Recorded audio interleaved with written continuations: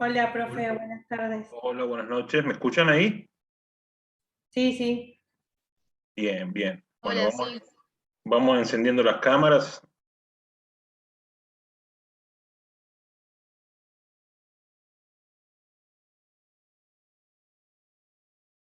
Bien.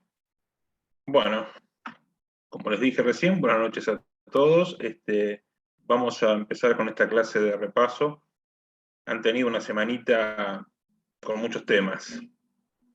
La bolilla 18 es un gran compendio de cuestiones y de temas, que suelen ser un poco complejas a veces porque son muy variadas, ¿no? Hay muchas cuestiones que están tratadas en esta bolilla, donde en principio se habla de los efectos de la quiebra, efectos generales, ¿sí?, de la quiebra, sobre las relaciones jurídicas preexistentes, para después meterse en algunas relaciones jurídicas en particular, aunque en realidad la ley hace ahí un mix de cosas, porque donde habla de cuestiones generales hay cosas particulares, y donde tendría que hablar de cosas particulares habla de cosas generales.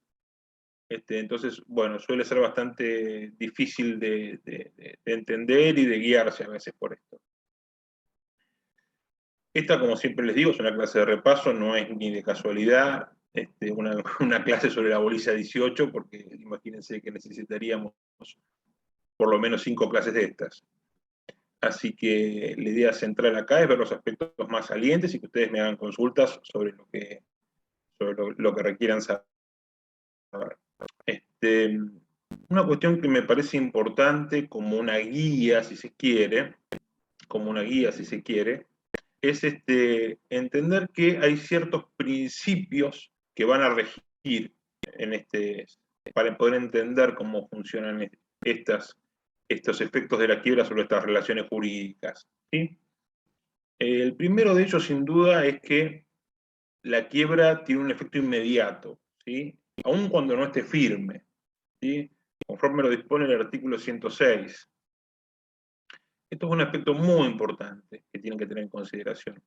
¿Y por qué sucede esto? Y bueno, porque ustedes imagínense, chicos, que la mayoría de estas normas son normas que tienen carácter preventivo o cautelar, ¿sí?, o de protección del patrimonio. Entonces, no dan lugar o no dan tiempo a una demora. Entonces, siempre hablamos de efectos inmediatos de la sentencia de quiebra. Otra cuestión que tienen que tener como norte cuando analizan estos temas es la concursalidad. Y la concursalidad la vamos a tener en el caso de la quiebra explícitamente plasmada en un artículo, que es el artículo 125 de la ley. El artículo 125 de la ley es explícito respecto a la concursalidad, ¿sí? Es decir, nos dice que todos los acreedores se van a someter a la ley concursal y van a poder ejercer sus derechos conforme lo dispone la ley. Palabras más o palabras menos, ese es más o menos el contenido del artículo 125. Es decir, siempre tenemos que tener en cuenta que los derechos de los acreedores, las acciones de los acreedores, van a tener que estar enmarcadas o encausadas en las normas del derecho concursal.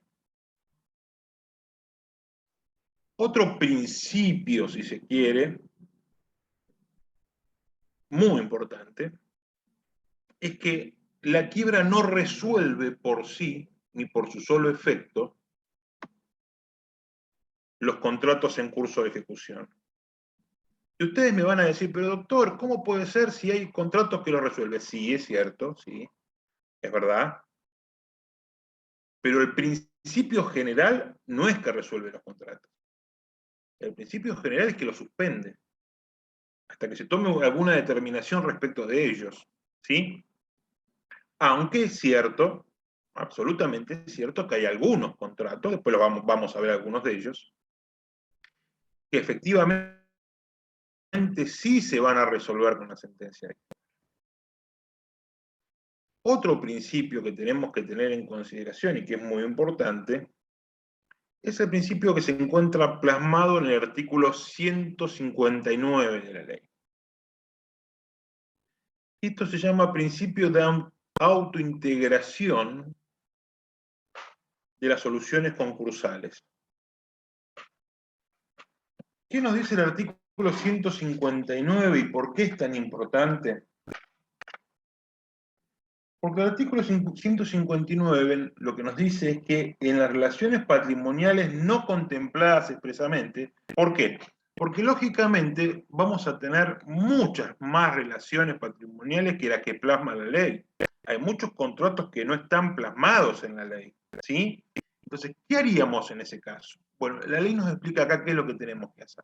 Nos dice que en las relaciones patrimoniales no contempladas expresamente, el juez debe decidir aplicando las normas de los que sean análogas, atendiendo a la debida protección del crédito, la integridad del patrimonio del deudor y de su empresa, el estado del concurso y el interés general. Básicamente, ¿qué es esto? Ejemplo. Contrato de franquicia. ¿Está tratado en la ley? No. No hay ninguna norma que hable del contrato de franquicia en la ley. Ninguna.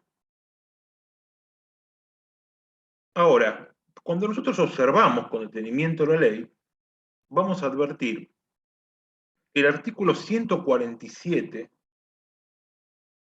que nos dice qué contratos se resuelven con la sentencia de quiebra, nos habla de los contratos intuito persona, ¿sí? Y también nos va a hablar de los contratos de fiducia, es decir, los contratos de confianza.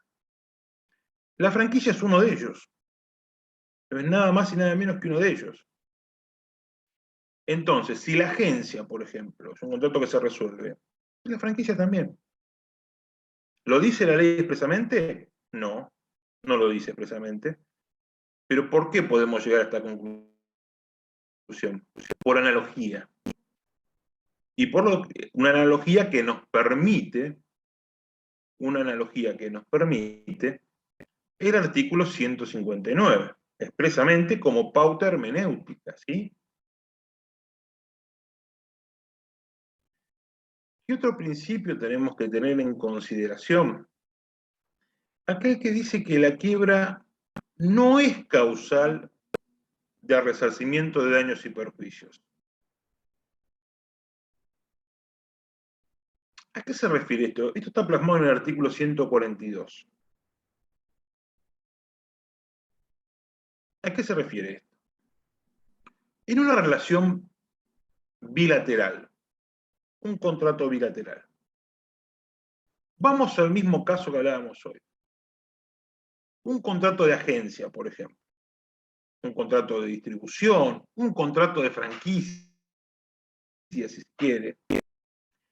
Si una de las partes decide resolver el contrato, ¿qué va a tener que pagar? Los daños y perjuicios por esa resolución. Si no es una resolución con justa causa, va a tener que pagar los daños y perjuicios por esa resolución. Ahora, ¿qué sucede cuando el contrato se resuelve por la quiebra de uno de los contratantes?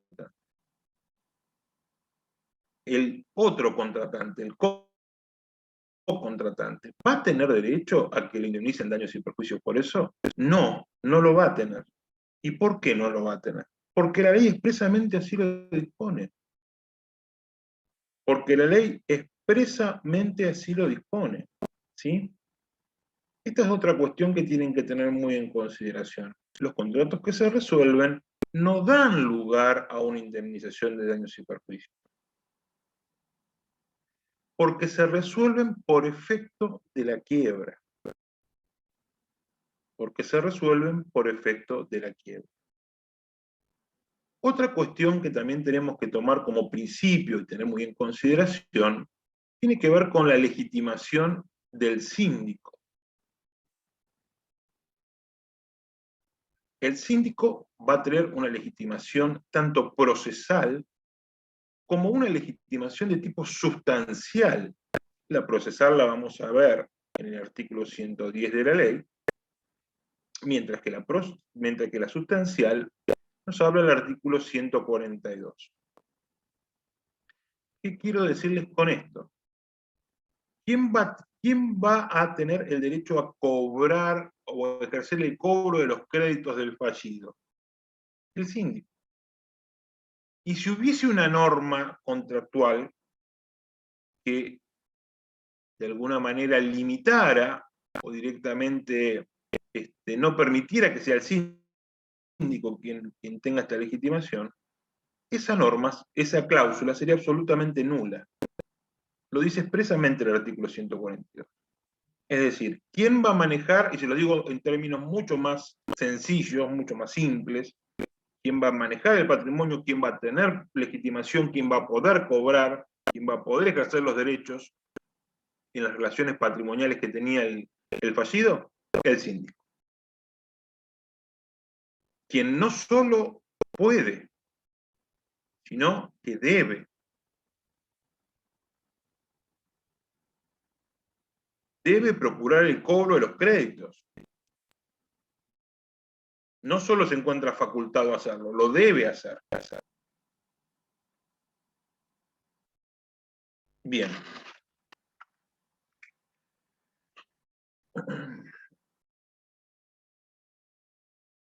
Vamos a hablar de algunos puntos en particular, algunas cuestiones que yo considero, por lo menos, como las más importantes de esta bolilla. Y me parece que vamos a empezar entonces por lo que tiene que ver con las prestaciones no dinerarias, ¿sí? Eso lo vamos a encontrar en el artículo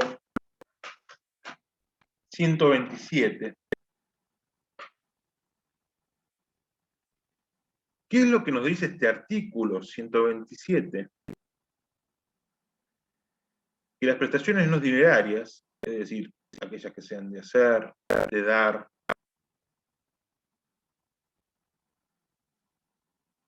y las obligaciones contraídas, escuchen bien esto, en moneda extranjera, cosa bastante común, bastante habitual, van a ser convertidas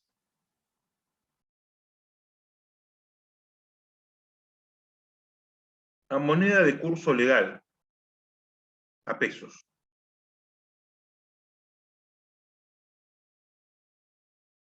Y acá el acreedor va a tener una opción. Va a poder elegir que la conversión se efectúe al valor del momento en que venció el contrato que tenía con el fallido, si este vencimiento es anterior a la sentencia de quiebra, por supuesto, o a la conversión del día de la sentencia de quiebra. Va a tener esta posibilidad de elegir. Es una opción que está en favor del acreedor. Y acá quiero que les quede claro un concepto muy importante.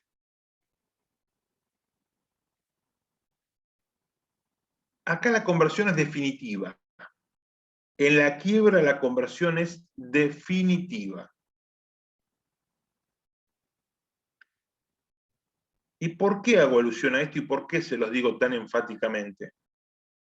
Porque si ustedes recuerdan, no es lo que sucedía en el concurso preventivo. Claro, porque era los fines del cómputo de las mayorías ahí, ¿no? Exactamente. Que después se podía volver a pagar según el acuerdo. En dólares, por ejemplo, lo más común en dólares, exactamente. Era solamente a los efectos del cómputo de las mayorías. Bueno, eso ya no ocurre así en la sentencia, en las quiebras. En la quiebra es definitiva. Ya va a quedar fijada para siempre y se va a pagar en esa moneda también. ¿Sí? Este es un concepto muy importante que quiero que a ustedes les quede claro. Esta diferencia que hay entre el concurso preventivo y la quiebra. Otra cuestión que tiene grandes implicancias prácticas tiene que ver, es aquella que tiene que ver con la suspensión de intereses. Está prevista en el artículo subsiguiente, perdón, en el artículo 129.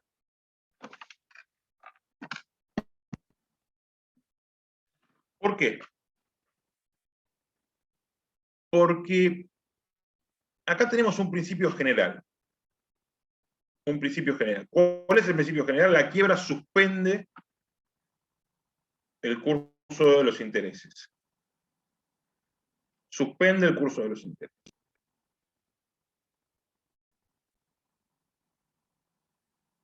Ahora, en todos los créditos, no. Ese es el principio general. ¿Por qué? Porque los intereses compensatorios de los créditos que tienen garantía real,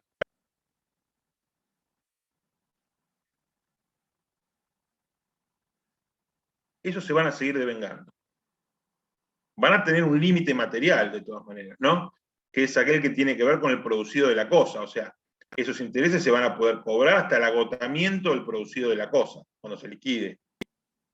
Después no se convierten en quilografario o en otra cosa, no. No existen más. También se pierden. ¿Quedó claro este concepto? ¿Sí? Bueno. Esa es una excepción.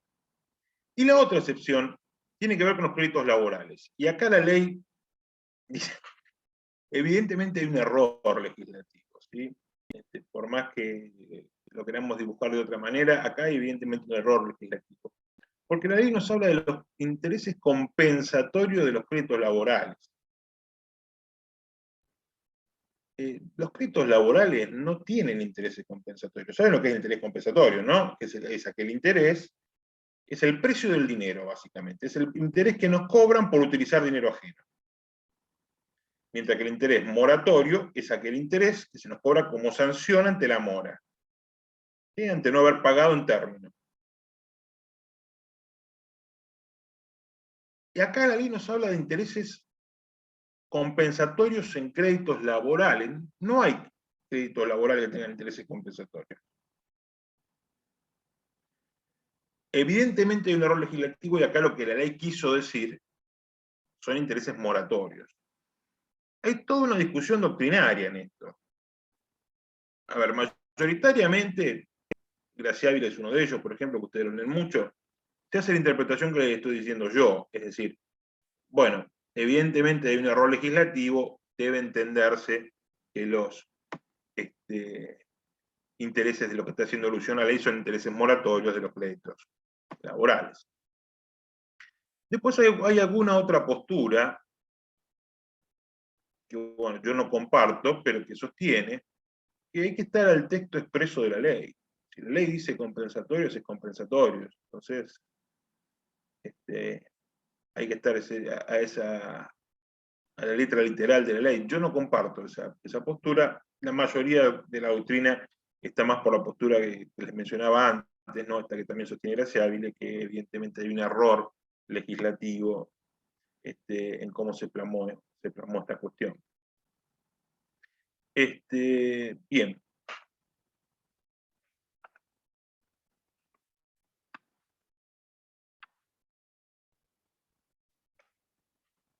¿Qué otras cuestiones me parecen acá importantes también?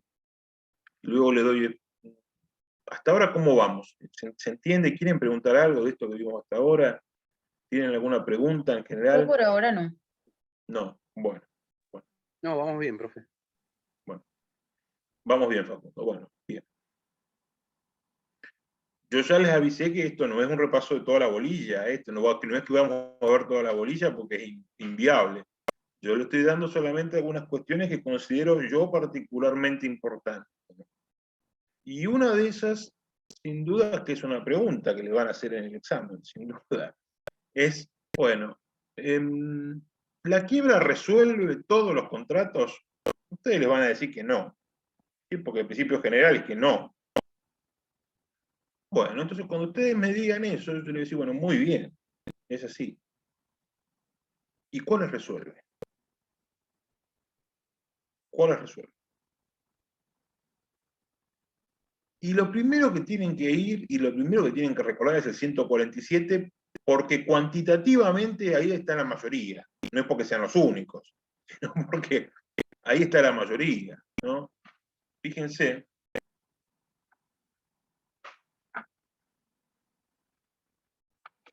Que el artículo 147 nos dice: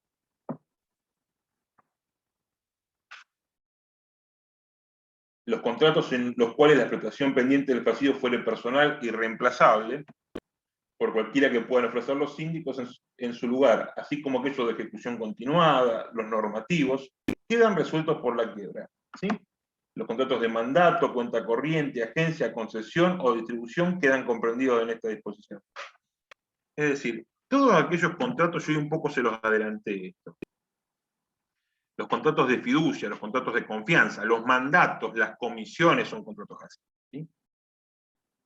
Ese tipo de contratos, ya sea que sea mandatario o sea mandante, en cualquiera de los dos casos, ya sea que el fallido sea mandatario o mandante, el contrato se resuelve. Los contratos intuito persona, todo, que tienen mucho que ver con estos contratos de agencia, de distribución, donde se tiene particularmente en cuenta la persona del contratante. ¿Sí? Hoy les mencionaba en forma análoga, no lo dice la ley, pero analógicamente lo podemos meter acá, el de la franquicia. Todos esos contratos se van a resolver. Y en este caso es muy importante que ustedes recuerden esto. Acá se toma muy en consideración aquellos contratos donde se toma muy en cuenta la persona del contratante. ¿Sí? Muy en cuenta la persona del contratante. Si ustedes recuerdan este concepto, van a recordar varios de ellos, necesariamente. ¿Sí? Después tenemos los contratos normativos. El normativo por excelencia, ¿cuál es? La cuenta corriente. El contrato normativo por excelencia es la cuenta corriente. ¿Y por qué es un contrato normativo la cuenta corriente? Y bueno, básicamente porque dentro de la cuenta corriente se ejecutan otros contratos. Es un contrato norma, un contrato marco.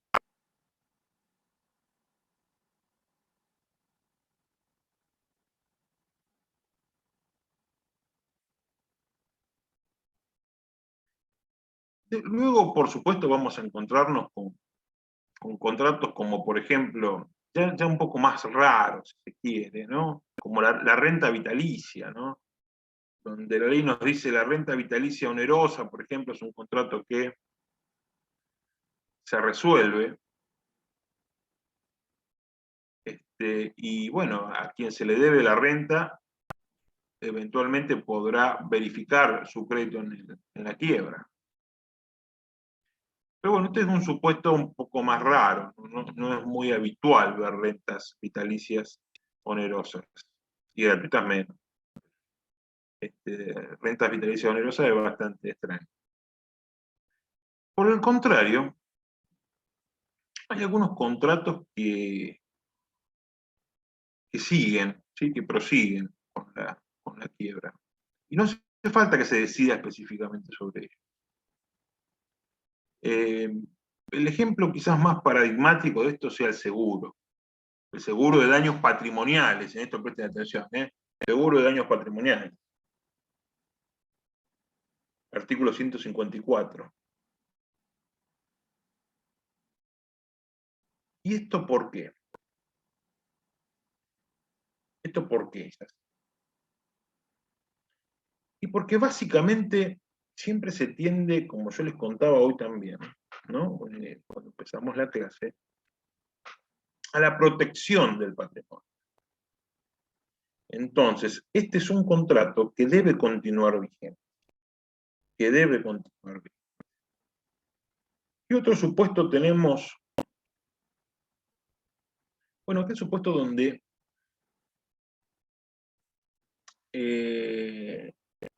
hay una locación y el fallido es locador. Es locador, una locación comercial siempre, ¿no? Donde el fallido es locador. Ese es un contrato que va a continuar y los ingresos ahí, ¿a quién se le van a pagar? ¿Dónde van a ingresar? A la quiebra. ¿Sí? Se lo va a pagar al síndico, obviamente, no puede recibir pagos.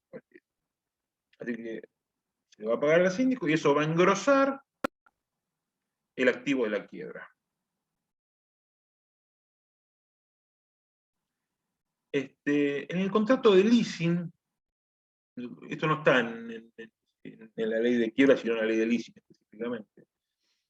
En el contrato de leasing, cuando el dador es el fallido, el dador del leasing, bueno, ahí también va a continuar. Ahí también va a continuar.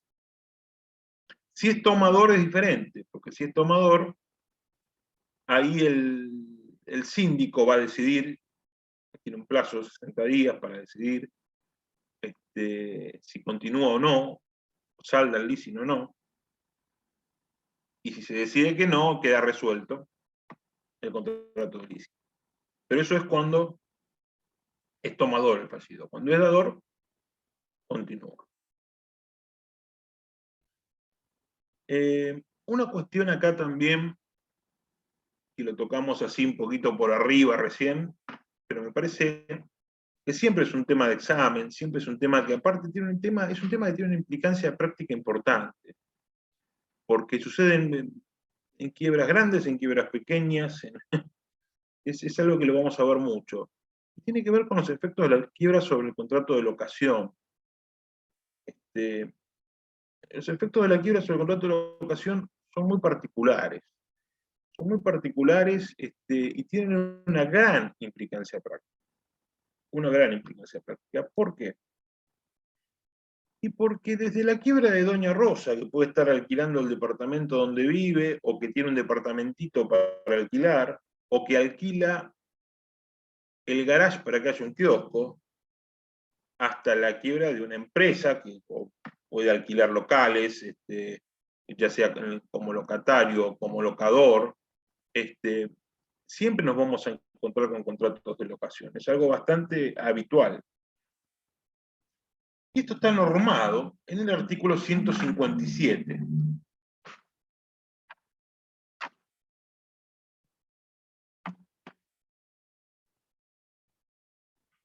Y acá nos vamos a encontrar con diferentes alternativas.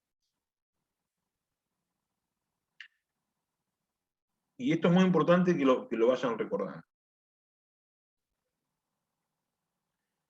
Como yo les dije recién, cuando es locador y la locación es comercial, continúa. ¿Sí? Inciso primero, continúa, no hay problema, va a recibir los pagos del síndico y va a ingresar al activo de la quiebra. Ahora, cuando es locatario de una explotación comercial, bueno, ahí vamos a ver. Rige el artículo 144, es el que nos habla del contrato con prestaciones recíprocas pendientes. Si bien la locación no es un contrato con prestaciones recíprocas pendientes, yo se lo he explicado en clase esto, el por qué. Pero rige el artículo 144.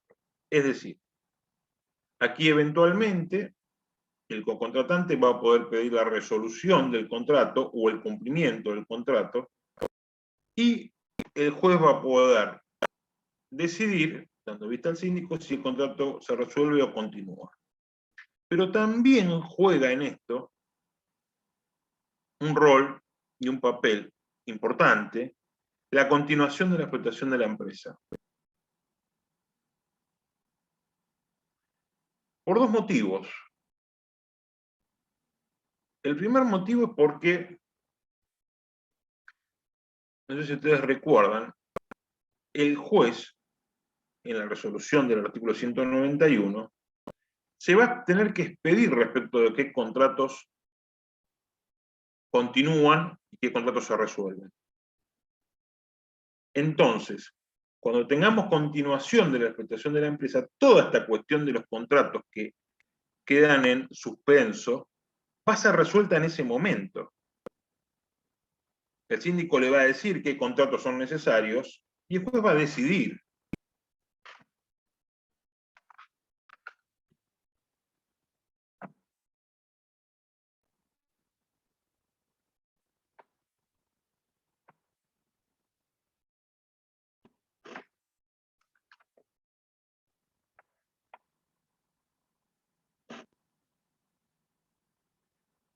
Y aparte de eso, esa es la primera cuestión. Ahora, el artículo 193 de la ley también posee un régimen distinto. ¿Sí? ¿Por qué?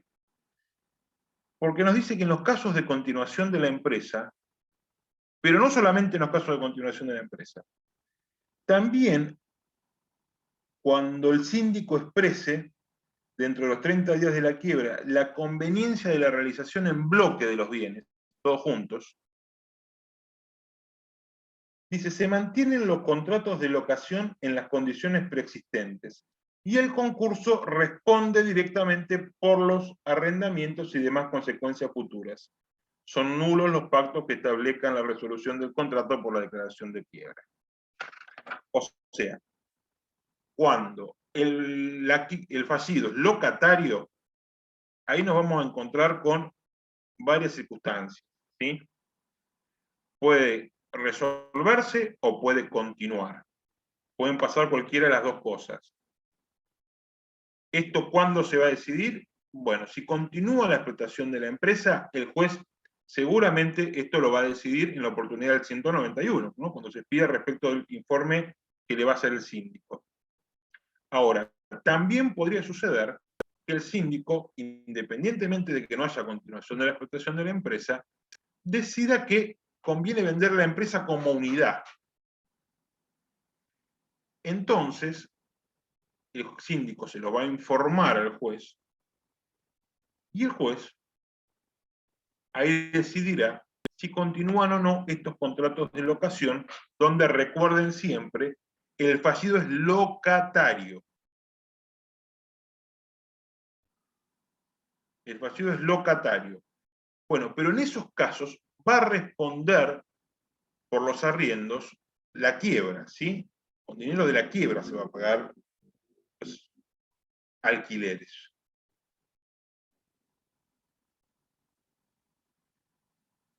¿Entendimos esto? Acá les concatené algunas cuestiones que por ahí a veces yo me di cuenta que cuesta concatenar una con la otra, pues están muy diseminadas.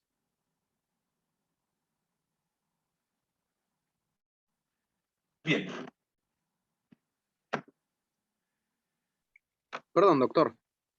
Dale, Facundo, decime. Entonces, para quedar claro, si es locador, se aplica el 157, inciso 3. Si es locatario, No, se va a no, no, aplicar no, el no, no, no, no, no, no.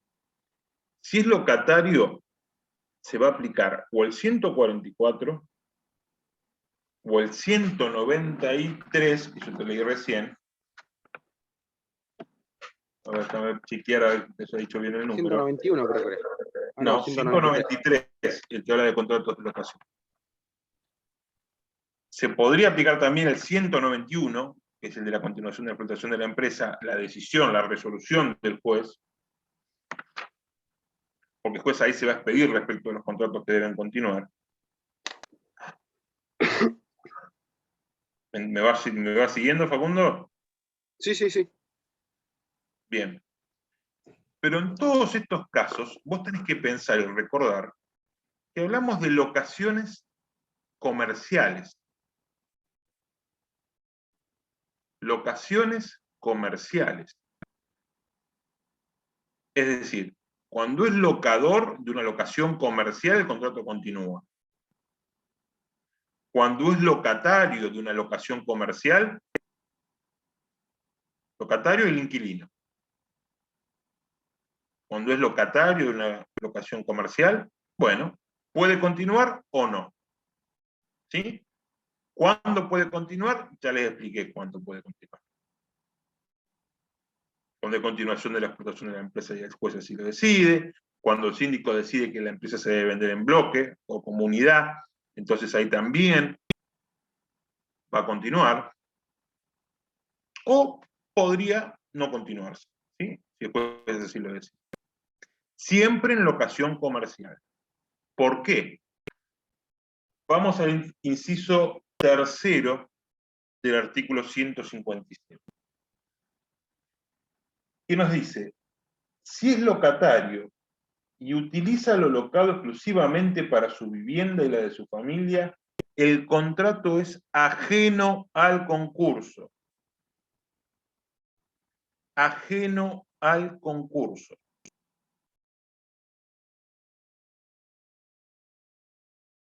Y dice encima también, no pueden reclamarse en este los alquileres adeudados antes o después de la quiebra. Esta es una norma bastante peculiar.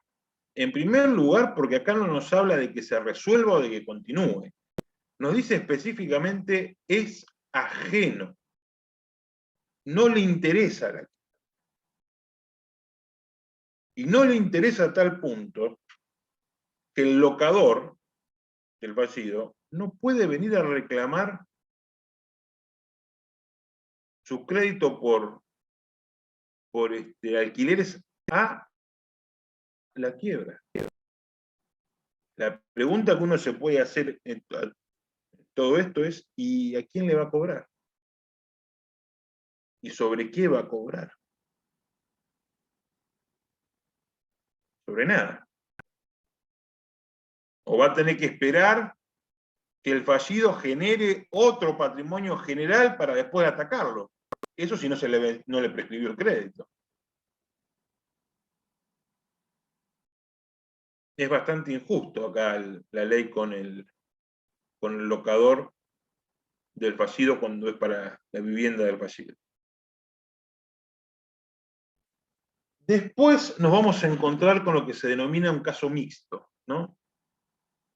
Donde nos dice en el inciso 4, si el quebrado es locatario y utiliza lo locado para explotación comercial y vivienda al mismo tiempo, se debe decidir atendiendo a las circunstancias del contrato, especialmente lo pactado con el locador, el destino principal del inmueble y de la locación, la divisibilidad material del bien sin necesidad de reformas que no sean de detalle.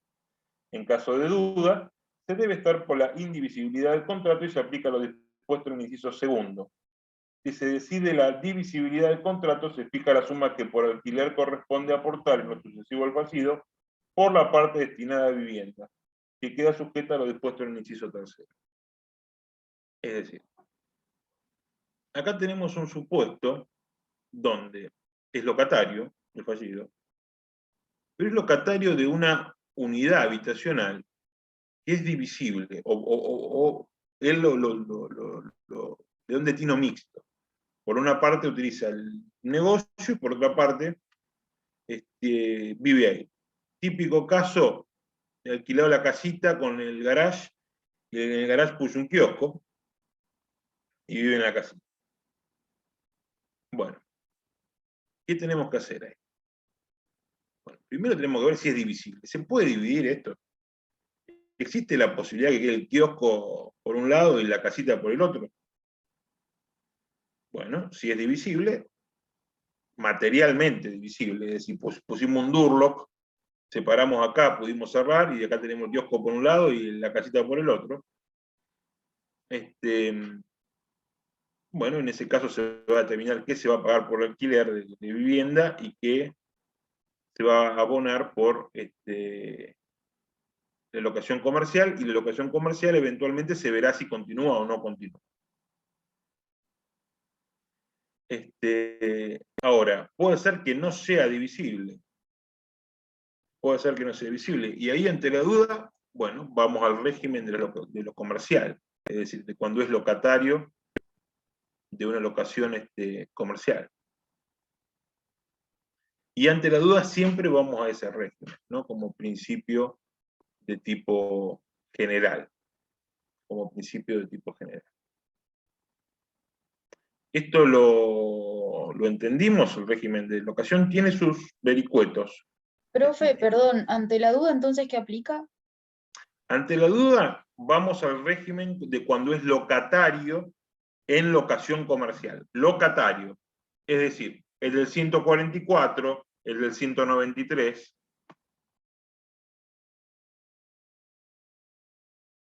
¿Sí? Gracias. No, por nada. Bueno. Otra cuestión que acá me noté como importante también,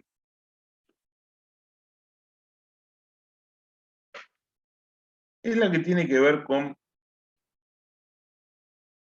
los bienes de terceros. Los bienes de terceros. Pregunta habitual de mi compañero el doctor Federico Vicente. Es un tema importante, el tema de los bienes de terceros. ¿Por qué? Ustedes ya vieron incautación. Bueno, no me acuerdo si lo vieron conmigo, si se los di yo, o se los di al plan 2018, no me acuerdo. Creo que lo dio el doctor Nichelman a incautación. Puede ser. Yo, como estoy dándole a ustedes y al plan 2018, ya ni me acuerdo a cuál le di qué cosa. El tema es el siguiente. Cuando se produce la incautación de bienes que están en poder del fallido, puede ser que todos estos bienes sean propiedad del fallido, o puede ser que no. Puede ser que el fallido los tenga por un título no destinado a transmitir el dominio. Se lo prestaron. Resulta que el vecino del campo, de al lado, le prestó la cosechadora. No creo que sea tan generoso, pero bueno, podría pasar. O le prestó el camión, le prestó el arado, le prestó lo que fuese. ¿Sí? O que el fallido es el mecánico, y resulta que le incautaron los 3 autos que tiene dentro del taller. Los autos no son de él, pero están incautados, ¿eh? Igual. ¿Hasta cuándo? Hasta que lo vengan a reclamar. Si no lo reclama nadie, se liquidan. Y si se liquidan, la plata va a la quiebra. Pero si no era el dueño fallido, no importa. Ya están incautados. Entonces, es muy importante este instituto. Antes era un instituto muy complejo, se llamaba reivindicación en la quiebra, y era un trámite complejísimo. Ahora es un trámite súper simple, súper simple. De hecho, tienen que combinar lo que está dispuesto en el artículo 138 con el régimen del artículo 188, 138 y 188, fácil de acordarse.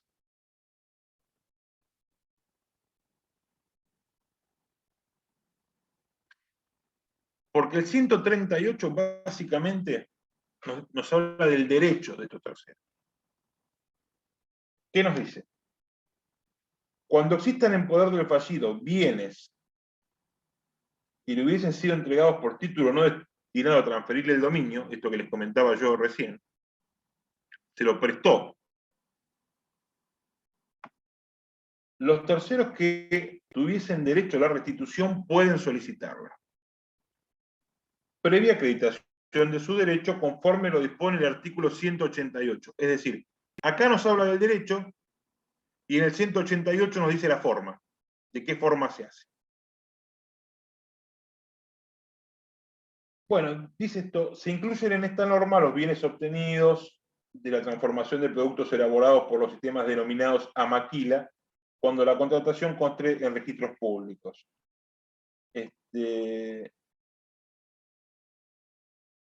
El reclamante puede requerir medidas de conservación del bien a su costa y después puede disponer de entregárselo en depósito mientras tramita su pedido. El derecho a que se refiere este artículo no puede ejercitarse si, de acuerdo con el título de transmisión, el fallido conservaría la facultad de mantener el bien en su poder y el juez decide, a pedido del síndico de oficio, continuar en esa relación a cargo del concurso. ¿Cuál es el caso ese? ¿Cuál es ese último caso? El más típico. ¿Por qué podría estar usufructuando un bien por un título no destinado a transferir el dominio que no sea un préstamo? ¿Cuál es el contrato?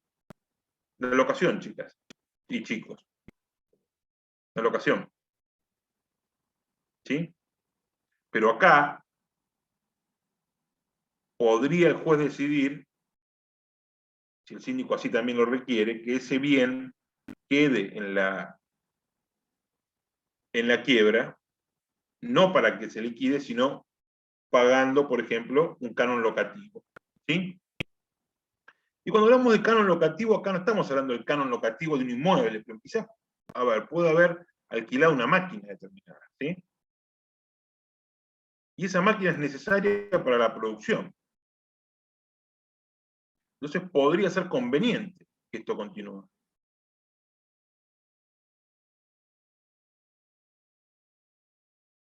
De todas maneras, este tercero se va a presentar y va a decir, señor juez, mire, escúcheme, este bien está ahí, es mío. Lo que pasa es que el juez le va a decir, bueno, está bien, es suyo. No hay problema. Nosotros le vamos a pagar el alquiler que usted ya tenía. Porque todavía el contrato está vigente. Nosotros vamos a seguir cumpliendo. ¿Sí? ¿Y cómo se pide esto? A través de un incidente específico. Recuerden,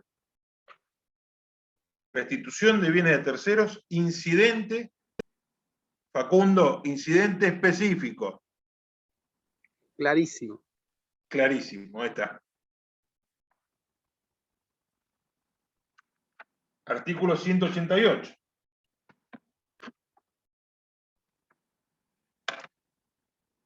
Tema importante. ¿Hasta cuándo podemos, como terceros, ir a pedir, devuélvanme lo mío? ¿Hasta cuándo? Hasta antes que lo liquiden. Hasta que se eneje el bien. Claro. Después hay toda una discusión. Hay quienes dicen, bueno, pero si se puede determinar específicamente cuánto fue lo que se obtuvo por ese bien, en realidad se podría seguir ejerciendo la restitución, pero ya no del bien en sí, sino de la suma que se obtuvieron por ese bien. Hay quienes dicen, no, en realidad esto se corta con la liquidación. Una vez que se produce la liquidación ya no se puede requerir más, a lo sumo lo que va a haber que hacer es ir a verificar. Es una cuestión bastante discutida. La ley nos dice que este derecho lo vamos a poder ejercer, específicamente la ley lo dice, hasta antes de haberse producido la enajenación del bien. ¿Sí?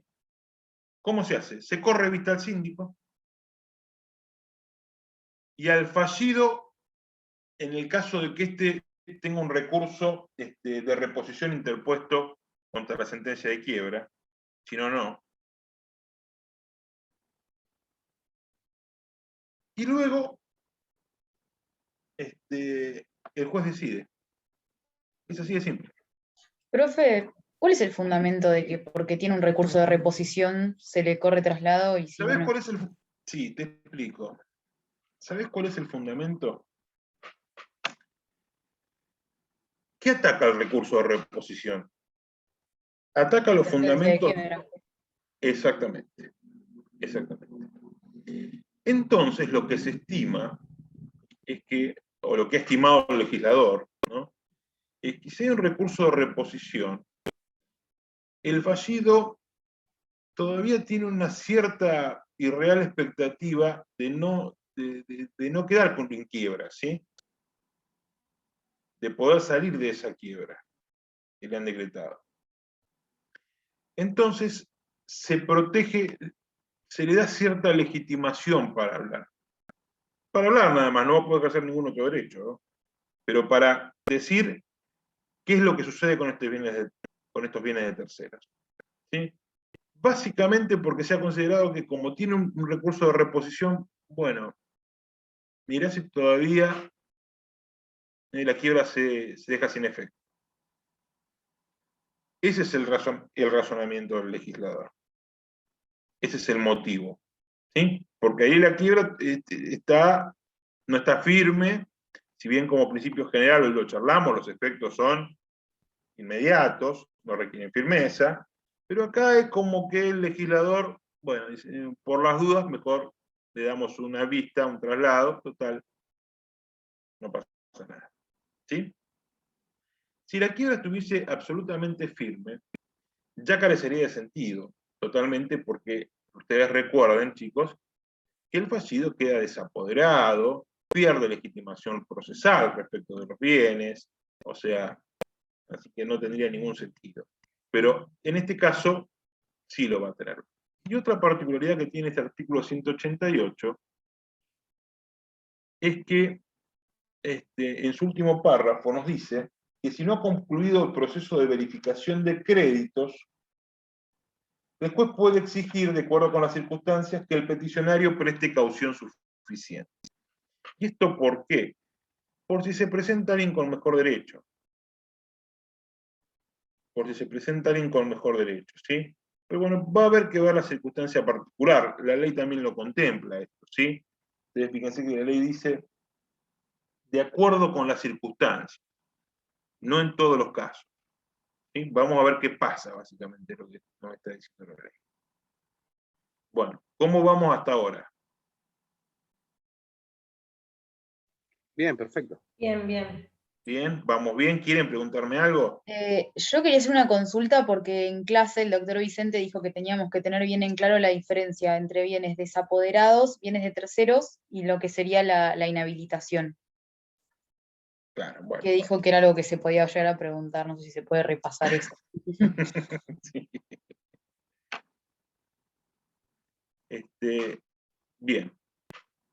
El tema es el siguiente. La inhabilitación, me dijiste vos recién. Entre el desapoderamiento y la inhabilitación. El desapoderamiento es el principal efecto de tipo patrimonial. ¿Sí? Básicamente, ¿qué implica? La pérdida de la administración, la disposición y en muchos supuestos también la tenencia. No es la pérdida de la propiedad, que es algo que recién va a acontecer cuando el bien se liquide. ¿Sí? El desapoderamiento nos hace perder la administración, la disposición y generalmente también la tenencia. ¿Por qué les digo generalmente también la tenencia? Porque en aquellos bienes que sean necesarios para la vida cotidiana del fallido, el juez se los puede dejar como depositarios, ¿sí? Muchas veces sucede que la casa del fallido, el fallido sigue viviendo ahí, ¿sí? Ahora, pierde la administración y pierde la disposición del bien. Ahora, la inhabilitación es un efecto de carácter personal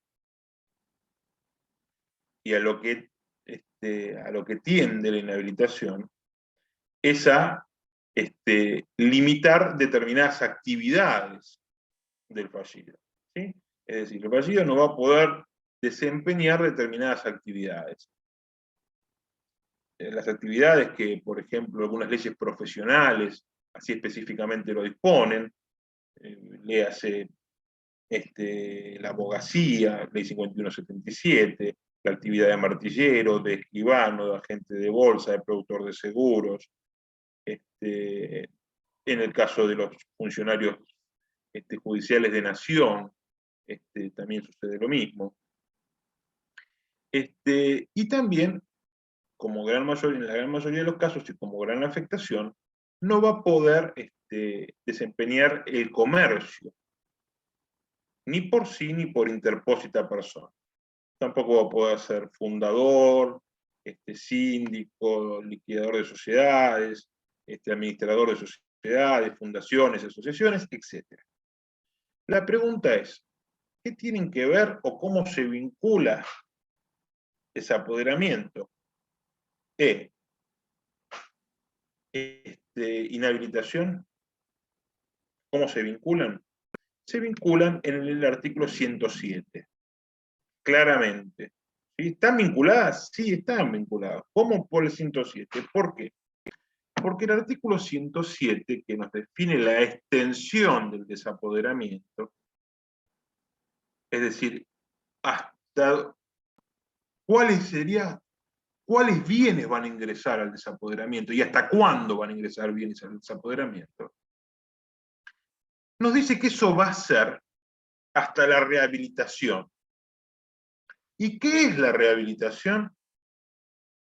Ni más ni menos que el fin de la inhabilitación, que es un efecto personal. Es decir, el fin de la inhabilitación como efecto personal nos va a marcar la extensión del efecto patrimonial desapoderamiento. ¿Ahí lo entendimos? ¿Y qué tiene que ver con los bienes de terceros? Bueno, en el caso de los bienes de terceros, ¿Los bienes de terceros se incautan? Sí. ¿Se pueden incautar? Sí. ¿Se pueden liquidar? Sí. Hasta que venga el dueño, ¿sí?, titular de esos bienes, y lo solicite. ¿Sí? Así funciona. Independientemente de quién sea, los van a incautar igual. Después va a tener que venir el tercero, como les conté yo hoy, a pedirlo. Y si no lo hace, ¿qué pasa? ¿Le guardamos la plata en una cajita? No, se liquida. ¿Y esa plata a dónde ingresa? Al activo de la quiebra. ¿Y después qué pasa? Se distribuyen entre los acreedores. Punto. ¿Sí? Igual ahora que me acuerdo, la diferencia no era con inhabilitación, era con incautación, y eso es lo que me generó dudas. Ahora sí, porque era bastante claro. Dijo algo como que si habría la posibilidad de que un bien desapoderado no sea incautado, o a su vez que un bien incautado no sea desapoderado. Bueno, Como que ahí él dice, ¿por qué? Porque él dice, bueno, el bien que incautas, que es de tercero, no está desapoderado en realidad, porque no es del fallido. ¿Sí? Lo que pasa es que si no lo reclama, después ¿en qué termina? En liquidación igual. Y esa liquidación, el dinero de esa liquidación, ¿dónde queda? En la quiebra. ¿Y después qué se hace con eso? Se distribuye. ¿Sí? ¿Bien ahí? ¿Entendimos eso? Disculpe, doctor. Sí, dale. Con respecto al No cese de la confundo. inhabilitación para ejercer el comercio o determinadas actividades, sabemos que algunas actividades las puede seguir ejerciendo el fallido con respecto a lo que sean para su propio mantenimiento o el de su familia, ¿no? Depende. Depende, En sí, realidad el calculo. 104 de la ley, el 104, lo que nos dice es que el fallido va a poder desempeñar tareas artesanales, profesionales y en relación de dependencia. Las profesionales, y bueno, va a depender, Facundo. ¿Por qué? Porque hay profesiones que no admiten que un fallido las pueda desempeñar. Claro. Decime, ¿qué me Eh, quería? ¿Era eso con o respecto a dónde? este, no, pero era con respecto al cese de la inhabilitación. Sí, Eh, yo la verdad es que o no lo recuerdo bien o tengo una duda ahí. ¿Cuándo se produce ese plazo de terminación de la inhabilitación? bueno, ahí vamos a tener diferentes tipos de plazos, diferentes situaciones dependiendo del tipo de sujeto sobre el que recae la inhabilitación. ¿Por qué? Porque la inhabilitación de las personas jurídicas privadas es definitiva, en principio es definitiva, ¿sí? Salvo que, ¿qué? Salvo que se convierta la quiebra en concurso preventivo o que la quiebra concluya, dice la ley, concluya. Y yo acá le ponemos un punto suspensivo, porque en esto yo comparto lo que dice Graciabile y también la mayoría de la doctrina. Esa conclusión debe ser una conclusión no liquidativa, porque si fuera una conclusión liquidativa, produciría la disolución del ente social. Entonces ya sería definitiva la inhabilitación, ¿sí? Por disolución del ente social. Respecto de las personas humanas, en principio, el plazo es un año, ¿sí? ¿Contado desde cuándo? Bueno, vamos a depender. Si hablamos de una persona humana, que es el fallido, en sí, vamos a contar desde la sentencia de quiebra sin necesidad que esté escrito. Si hablamos de un administrador integrante de la sociedad fallida al momento en que recae la sentencia de quiebra, es decir, el administrador está en funciones al momento de la sentencia de quiebra, en ese caso vamos a computar también ese año desde la sentencia de quiebra. Si hablamos de un administrador que intervino en la sociedad durante el periodo de sospecha, pero que al momento de la sentencia de quiebra ya no estaba, ahí el año se va a contar desde la firmeza de la resolución que establece la fecha inicial del estado de cesación de pago. No sé si esto ya se lo han explicado. ¿Mm? Bien. En todos estos casos será de un año, en principio, y se va a contar de diferentes lugares. Ahora, ¿qué pasa con este plazo de un año para las personas humanas? Este plazo puede ser dejado sin efecto, nos dice la ley, o reducido, más difícilmente. ¿Por qué? Porque la ley nos dice que puede ser dejado sin efecto o reducido, salud, dejado sin efecto o reducido, si lo pide sobre quien recae la inhabilitación y el juez entiende que este sujeto no se encuentra prima facie incurso en delito penal. No es cualquier delito penal, sino un delito penal de que iba fraudulenta eventualmente. ¿Sí? Entonces, este plazo puede ser dejado sin efecto, puede ser reducido. Es bastante más difícil que esto suceda porque, en realidad, si nosotros decimos no está en curso, prima facie no está en curso en delito penal, ¿por qué lo vamos a reducir? Lo vamos a dejar sin efecto. Porque si no, ¿qué tendríamos que decir? Y bueno, está en principio un poquito, incurso en un delito penal capaz, en una de esas, entonces lo reduzco. No. Tenemos esa chance. Y después, este plazo, como le dije, es factible de. Son 4 cosas, recuerden 4 cosas. Dejarse sin efecto, reducirse, ampliarse. ¿Cuándo? ¿Sí? Cuando este sujeto está en curso en delito penal, o sea, lo someten a un proceso penal, ¿y hasta cuándo se va a extender? Y bueno, o hasta la absolución, o hasta el sobreseimiento eventualmente. En realidad sería primero sobreseimiento y después absolución. O hasta lo que dure la inhabilitación que le den en sede penal. Es decir, si lo condenan y lo inhabilitan como accesoria en el proceso penal, bueno, por ese plazo se va a extender la inhabilitación. Pero también, entonces vimos hasta ahora, vuelvo otra vez, son 4, recuerden este numerito, 4. Reducir, sin efecto, ampliar, o podría retomar su curso. ¿Cómo funciona esto? Fácil. Resulta que este fulano de tal, persona humana, se le declaró la quiebra, transcurrió un año. ¿Qué pasó? Quedó rehabilitado de pleno derecho, recuerden. Y acá, fallo Ángel Barreiro, no se lo olviden, muy importante. ¿Sí? Ahora, al año y medio, al tipo le cae la imputación penal. ¿Qué pasa ahí? Se vuelve a inhabilitar. ¿Hasta cuándo? Hasta el sobreseimiento, absolución o cumplimiento de accesoria en sede penal. ¿Sí? Por eso tenemos esas 4 opciones. Y Facundo, ¿cómo vamos ahí? ¿Bien? Sí, perfecto, ahí va queriendo. ¿Sí? Ahí te di más o menos un panorama, un poco rápido, yo sé, pero de todas las opciones que puede haber. Bien, perfecto, sí. Bien. Porque creo que no lo vimos esto todavía del cese de la inhabilitación. No sé si lo vimos o muy por Sí, arriba no, pasa o que esto lo no. vimos, pero lo vimos la primera semana que estaban rendiendo recu. Éramos muy poquitos. Bien, perfecto. Claro. Claro, creo que se los di yo, de hecho.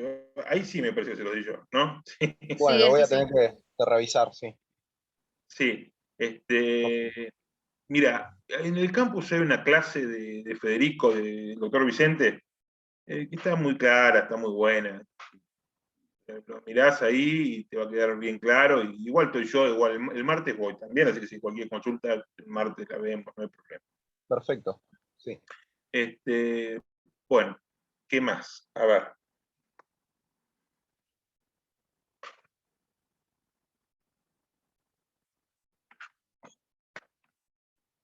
Bueno, ¿me quieren hacer alguna consulta, alguna otra consulta?